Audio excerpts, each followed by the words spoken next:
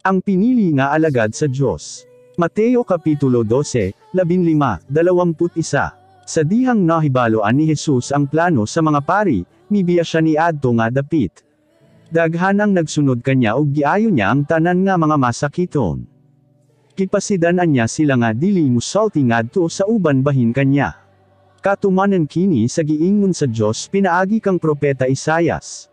Mao kini ang akong gipili nga alagad. Kimahal ko siya ug nalipay gayud ako kanya. Gamhan ko siya pinaagi sa akong espiritu. Ug saltihan niya ang mga tawo sa tanan nga nasudbahin sa katarong. Dili siya makiglalas sa mga tawo. O musinggit, ni madungog diha sa kadalanan ang iyang tingog. Dili niya pasagdan ang mga luya sa pagtuo. Kay tabangan niya ang tanan bisan ang gamay ra gayud og pagtuo. Dili siya muan ang hangtod matuman ang mga sugo sa Dios. Ug ang katawhan sa tanan nga nasod musalig kanya.